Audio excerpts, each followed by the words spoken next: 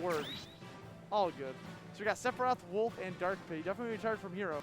Meanwhile, we got Shulk, Pyra, Mithra, and Incineroar. Bro, they got the same color hair. They got twinsies, bro. They're like best friends. Went after school on a middle school and like, yeah, you want to dye your hair the same color? Did the same thing right there. Easy. PS2, let's get it. Pyra versus Sephiroth. Again, Sephiroth on the point character, right? I mean, Ned has a point, right? Just being able. See what I did there? I do. So just being able to have this character not have to deal with rage, and so you lose his rage with the wing. You know, you want to be able to have that as fresh as possible. So Sephiroth definitely does make a good first character pick for when you're playing Squad Trek. Gonna be able to wall. Gonna slow down this tempo pretty substantial at the moment. Just walling out Mithra, not allowing her really anything for free. You're gonna have to advance through Sephiroth's falling areas, which are very strong on the fall profile. Woo! Trying to break some shields with Giga Flare, bro. I see you. Got a little bit of a swap over to Mithra, a little speedier of the versions of the two characters is gonna help them a lot with neutral. There's actually a point in time when people are just like, don't even play Pyra. Like, Mithra's all you need to do. People are starting to discover that up smash will cover the entire Earth. It's a pretty large move. Yeah. That sword is pretty famous for its size, right? So you're seeing it here. And especially he turned it around so he could use the backswing of it. Oh, there you go. Okay, so the one wing just immediately disappears because Incineroar is a character on the screen. I was about to dissect this matchup really hard between Incineroar and Sephiroth, and he got deleted. So I was like, well, yep, that was part of the dissection, was that Incineroar could delete him in like 2 seconds flat. And that's exactly what he did. Now we got Wolf coming out here from Daybreak to see how much damage we can get on the board here from him. He's gonna go for the turnaround, cross up back air. Gonna play around that shield. I like the spacing on these back airs, by the way. Making sure that he's not right in front of Incineroar to get grabbed from, especially because you'll die if you get grabbed at 85 from a back throw on the edge of the stage. You're done for. That's the most powerful back throw in the game. And there's a lot of already scary moves trading left and right, avoiding just the up smashes, avoiding those down tilts. And eventually it is going to be Daybreak taking the Incineroar out of the field, and that means Shulk's here to play. Yeah, Xenoblade Chronicles fan alert. We got Shulk over, ready to go, has the Monado arts to play with, getting off to switch between the jump and shield mid-combo. Being able to switch over to the shield mid-combo can help like really stop a combo, they used to take less damage from it, etc. You have tons of arts to be able to pick from. You got, I think you still got Buster and Smash ready to do here on deck. And he really wants to jump though. Jump's a really good one for edge guarding. So is Smash. Literally all he needs is one forward air, and this will be the end of his life. What'd I say? He's alive! Great DI on the forward air. 100%. If you were off stage even a little bit, like you said, if it was an Edgard situation, that Wolf would have been super dead. But instead, the tech chases are starting to go Daybreak's way, and that damage, it looked like this Wolf was done for, but instead he's hanging on and getting extra credit. Yeah, just trying to aim over to the edge of the stage as long as possible. Going to swap over to the speed art to give him a little bit more mobility, get for the sacrifice up a little bit less damage output. Didn't get too much off of it, but that's okay. Vanilla Shulk can also work out a little bit. Not opting to go for Buster, because at this point there'd be no reason. Buster would put you at that defense down, which you don't want on Shulk. And you already have Wolf at high enough damage. Less knockback's not going to be good for you either. At 111, going to swap over to jump to give you the ability to get back on stage. Managing to do so. Speed back down over to neutral. And well, it was going to be a great neutral game until he jumped into an up tilt. Literally that whole time, it was just Shulk just swapping between all these arts, trying to fit the mood. Meanwhile, he just had Daybreak just chilling, not committing to any buttons, not getting overzealous.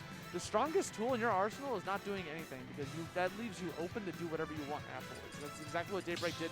He waited for the jump. He knew. He started to like download a little bit of a pattern from the Shulk. Recognized that BDC was going to go for a jump in that speed art since she gets a lot of variable mobility, and just went for the anti-air and solidified that stock.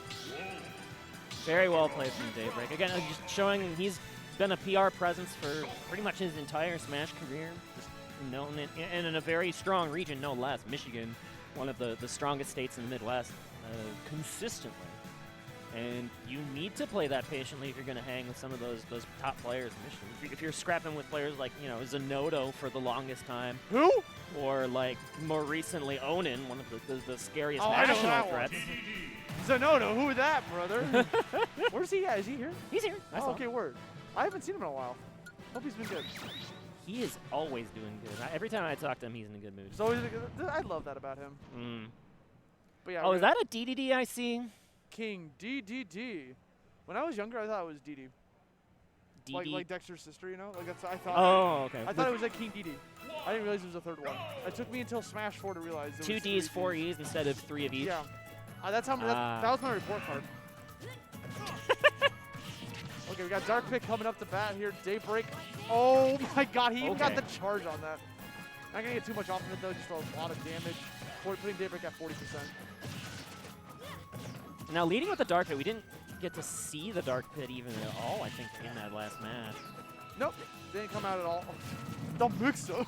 Where's he gonna shoot? I have no idea. Dark Pit is a matchup check character, though, for sure. Like, people call the Pits the honest characters, but They are, 100%. They do have some scrappy combo games. Like, if you don't know how to DI it, you could just end up getting hit by a back air and die at 80. Yeah, so learn. It's that easy. It's literally that easy. Knowledge checks, baby. They exist for a reason. Up air again, not gonna let him to land. Is he at a jumps? Oh no, he's still at it. It's using that arrow straight up to take away one angle of opportunity to escape, and then covering the other one with the up air. Really smart play. Okay, Pyra looking for an answer here. I mean, literally down tilt can connect into something disaster. Opting to go for Mithra instead. He's a little bit faster. Interrupts that combo, realizing it wasn't true. I think BDC was waiting for an air dodge at that point.